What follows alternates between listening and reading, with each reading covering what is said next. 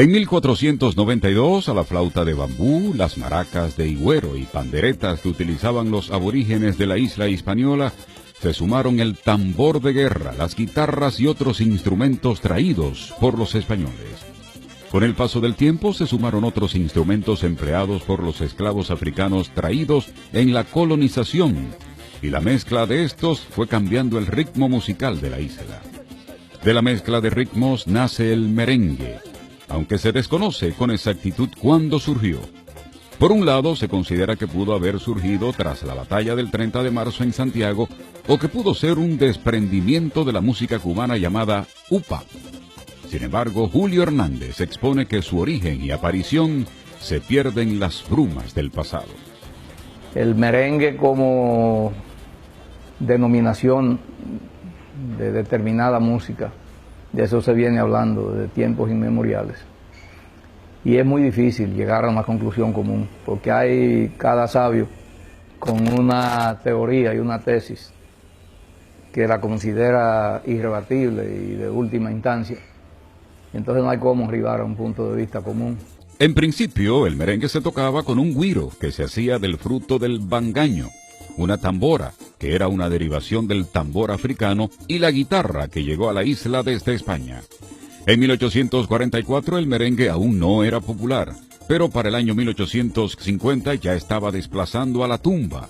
Esto conllevó a que a principios de la década de 1850 se desatara en la capital dominicana una campaña en defensa de la tumba y en contra del merengue. Para ese tiempo en el país no se conocía el acordeón, y cuando este instrumento fue introducido al país, cambió el ritmo y el rumbo a la música dominicana. Para el año 1880 llegan desde Alemania los primeros acordeones, y con su propagación surgió el llamado merengue típico, que populariza y extiende el ritmo por diversas zonas del país. El impacto de la llegada del acordeón fue tan fuerte que Juan Antonio Alix le dedicó varias décimas a este acontecimiento. Se refieren a la llegada del acordeón, se refieren a la propagación de ese instrumento en manos de la gente del pueblo, hasta el punto que llega, hay una nota al pie de una de las décimas, donde Juan Antonio Alix dice que ya la gente del campo toda sabe tocar el acordeón. Hay otra décima en la que menciona a los comerciantes que importaban esos acordeones, que eran Joaquín Beltrán y Bernabé Morales, dos comerciantes de Santiago.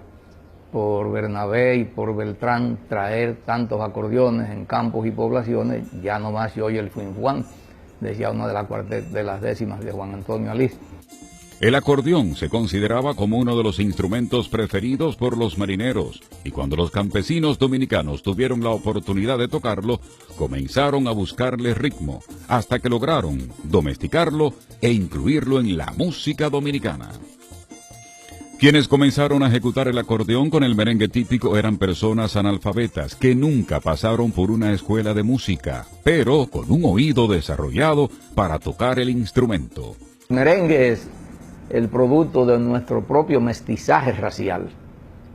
Los orígenes españoles de nuestra idiosincrasia, representado primero en los instrumentos de cuerda, luego el acordeón, que es el reflejo de Europa en nuestro país, la güira, que tiene su raíz en la maraca aborigen, y el tambor, la tambora, que es una continuación, una derivación del tambor africano. Entonces ahí están los tres colores, las tres razas, las tres culturas, los tres colores de la bandera.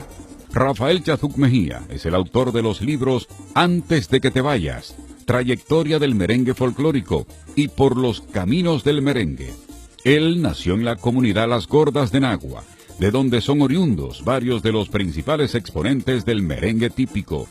Es amante de esta música y ha dedicado gran parte de su vida a investigar sobre este ritmo. Chalhut considera que el pueblo hizo suyo el merengue con acordeón porque todas sus notas son alegres, a diferencia de otros instrumentos. Ay, Cristiana, yo tengo un dolor y a mí me parece que me muero hoy. Y ahí mismo tiran un grito grandísimo. Y cuando yo me muera, mi gusto sería que hagan una fiesta ese mismo día, que para enterrarme busquen un cajón para yo subir al cielo con 3 cajas de ron. Entonces imagínese usted, una cosa tan alegre así viene a a llenar un vacío existencial en el pueblo. Hay un personaje famoso que es don Ñico Lora, que a finales de los 1800 se convierte en un compositor increíble y convierte al merengue al periodismo dominicano. Él es que en el merengue expresan las costumbres de aquí. Francisco Antonio Lora, a quien conocían como Ñico, era prácticamente un niño de Navarrete cuando comenzó a tocar acordeón y cambió la historia del merengue típico. Ñico Lora era un superdotado con una inteligencia fuera de serie, que tenía un gran conocimiento de la psicología de su pueblo. Él era capaz de componer un merengue por cualquier motivo. Por eso se le considera el padre del merengue típico, porque Ñico es el autor de más de 1000 temas, algunos de los cuales llevan más de un siglo sonando.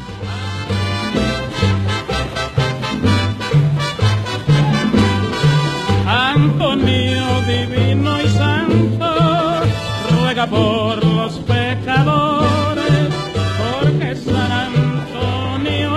porque San Antonio es el rey de todas las flores. ¡Vea! Atillo Palma, San Antonio y Juan Gomero son parte de los merengues de Ñico que todavía se tocan en casi todas las fiestas. El artista más importante a nuestro entender es Ñico Lora, porque si él es el compositor de casi todos los merengues, estén a nombre de él o no, no sé si se entiende eso. Y como no hay nada más dominicano que el merengue, entonces él es el más importante. Hay un merengue de Ñico que se llama El Telefonema.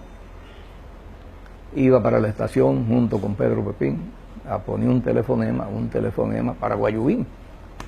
Pedro Pepín era gobernador de Santiago en tiempo de Lili. A Lili lo matan en el 1899 y es precisamente Pedro Perico Pepín, que así le decían, el compadre de Lili, quien busca el cadáver. A Pedro Pepín lo matan en el 6 de abril de 1903. Entonces, si ese merengue lo componen cuando él era gobernador, hay que pensar que eso fue a finales del siglo XIX, y es rara la fiesta donde ese merengue, el telefonema, no se toca. Fíjense ustedes si eran perdurables.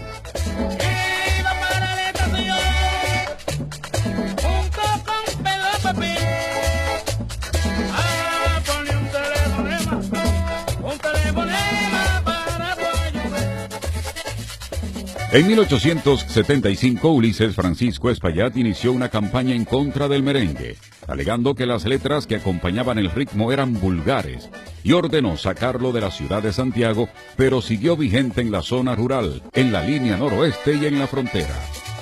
El rechazo convirtió el merengue en la música de la resistencia, en la que se atrincheró el pueblo para probar con su arte su propia inteligencia y su creatividad. También para enseñar con canciones que el hacer poesía no solo era cosa de personas preparadas, sino que el pueblo también podía hacerlo. Hasta la UNESCO dijo que era patrimonio intangible de la humanidad, pero aquí hay 2 o 3 intelectuales que viven diciendo el merengue no tiene letra, y yo le he probado en mis escritos que tienen letras bellísimas, poesías que hacen llorar a cualquiera y que es imposible oírla sin emoción, compuesta por gente analfabeta en tiempos pasados. Y ahora también. Lo que yo pienso es que los que no entienden, no saben interpretar los mensajes que esa letra sencilla y de gente del pueblo dice, somos algunos intelectuales o que privamos intelectuales de la ciudad. Pero el merengue tiene letras riquísimas. Una de las variantes del merengue es el pambiche, que se puso de moda durante la invasión americana de 1916 y que buscaba hacer el ritmo atractivo para los marinos de los Estados Unidos, a los que se les hacía un poco difícil adaptarse al ritmo más rápido que el merengue. El pambiche nace porque viene una famosa goyonita de la línea con un merenguito que dice, ¿qué prefiere usted? Pambiche, el pambiche que era una tela de pambiche, o otra cosa, no me recuerdo. Y ese merenguito pegó aquí. Y la fiesta le decía, Ñico, Ñico, el pambichito. y él retoma el ritmo del merengue original. Por eso. Y entonces él crea otro género, llama Palm Beach, que no es más que el mismo original. El rechazo que mantenían algunos al merengue no impidió que el ritmo siguiera su avance en los barrios y campos de Santiago, Puerto Plata, Nagua y la línea noroeste, que son cunas de grandes merengueros. Aprovechando la popularidad que había alcanzado el merengue en gran parte de la población, Rafael Trujillo Molina utilizó este ritmo para promoverse en la campaña electoral que ganó en 1930. Una vez logra el gobierno, el dictador llevó el ritmo a los grandes salones, pues había sido excluido de algunos centros de la alta sociedad. Trujillo lo promovió como una forma de vengarse del agravio recibido. De ahí en adelante el merengue era el ritmo que amenizaba muchas de sus fiestas, a la que solo asistían las más importantes personalidades y la clase alta del país. Esto se logró luego que una familia de la aristocracia de Santiago, en ocasión de la celebración de una fiesta, solicitó a Luis Alberti que compusiera un merengue con letras decentes. Este accedió componiendo para tal ocasión Compadre Pedro Juan, y a partir de ese momento comenzó a diseminarse el merengue. Compadre Pedro Juan, no pierda el tiempo. Compadre Pedro Juan, saca su dama. Acabará el merengue si no anda con cuidado. Se quedará como perico atrapado.